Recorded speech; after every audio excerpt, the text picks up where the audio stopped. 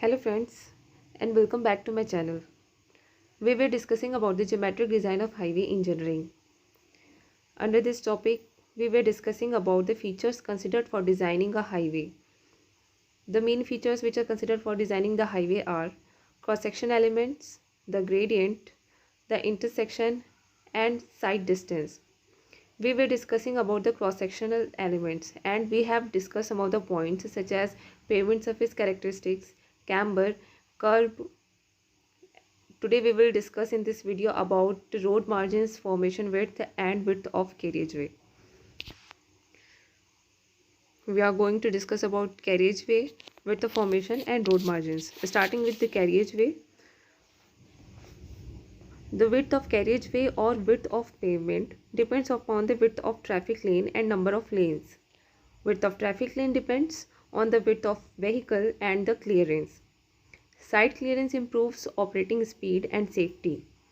The maximum permissible width of a vehicle as per IRC is 2.44 meter and the desirable side clearance for single lane traffic is 0.68 meter. This requires minimum of lane width of 3.75 meter for a single lane road. However, the side clearance required is about 0.53 meter on both sides and 1.06 meter at the center. Therefore, a two-lane road requires minimum of 3.5 meter for each lane. This can be easily understood by this figure. At the left hand side, the figure shows a single lane road in which the total width of the carriageway is 3.8 meter, that is 0.68 plus 2.44 plus 0.68. For double lane road, the total width of carriageway is calculated as 0.53 plus 2.44 plus 1.06 plus 2.44 plus 0.53, whereas 0.53 is the side clearance and 1.06 is the clearance required at the center. This table shows the IRC specification for carriageway width. For single lane road, carriageway width is 3.75 meter. For two lane with no curve, 7 meter. For two lane with raised curve, 7.5 meter. For intermediate carriageway, 5.5 meter width. And for multi lane, the width of each carriageway is 3.5 meter. We will discuss in detail about road margins. The portion of the road beyond the carriageway and on the roadway can be generally called as road margin. Various elements that form the road margins are: first one is shoulder, second is parking lanes, third is bus bays, fourth is service road, fifth is cycle track, sixth is footpath, and seventh is guard rails. We will see in detail about shoulders. Shoulders are provided along the road edge and are intended for accommodation of stopped vehicles, serve as an emergency lane for vehicles, and provide lateral support for base and surface courses. The shoulder should be strong enough to bear the weight of a fully loaded truck even in wet conditions. The shoulder width should be adequate for giving working space around a stopped vehicle.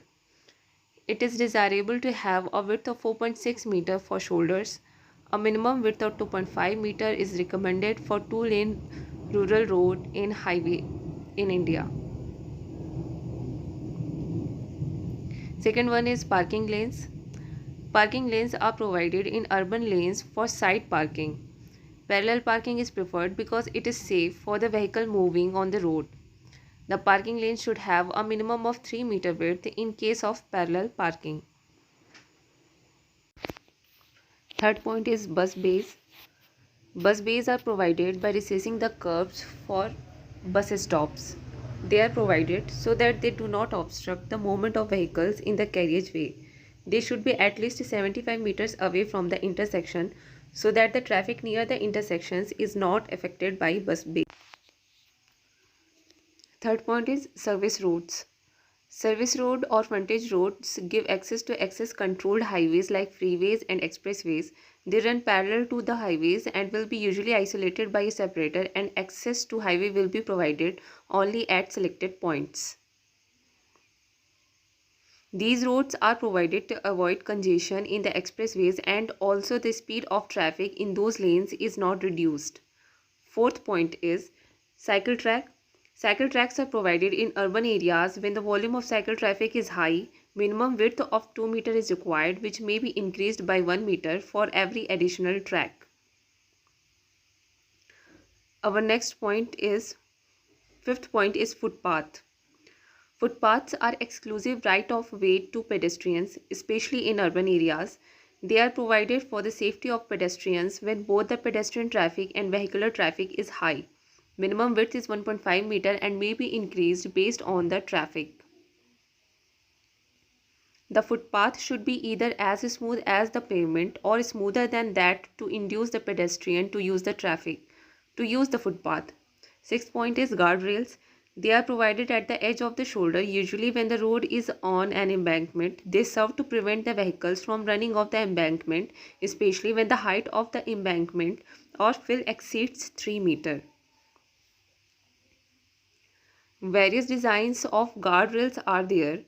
Guard stones painted in alternate black and white are usually used. They also provide better visibility of curves at night headlights of the vehicles. Our fifth point under cross section of the road is width of formation.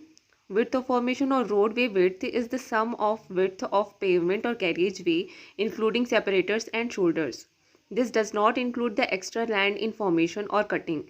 The values suggested by IRC are given in table. This table can be seen here. It has columns like road classification, roadway width in meter, for plain and rolling terrain, and for mountainous and steep terrain.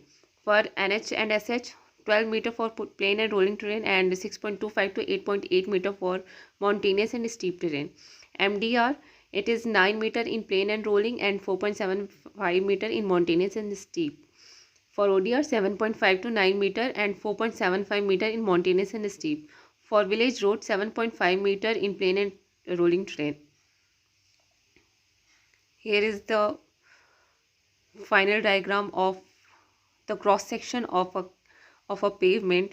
We can see here the centermost part, carriageway. Then as we move,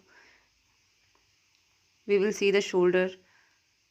This can be easily understand, where CW is carriageway, FW is formation width, ROW is right of way, and SH, that is shoulder. Thank you so much for watching this video. I know this was a little boring because it was pure theoretical portion, but this was very informative, and this video will help in solving so many MCQs based on these topics, and those MCQs have been asked in many exams. So in my next video, I will share MCQs. If you find the video informative, do like, share and subscribe. Thank you so much for watching this video.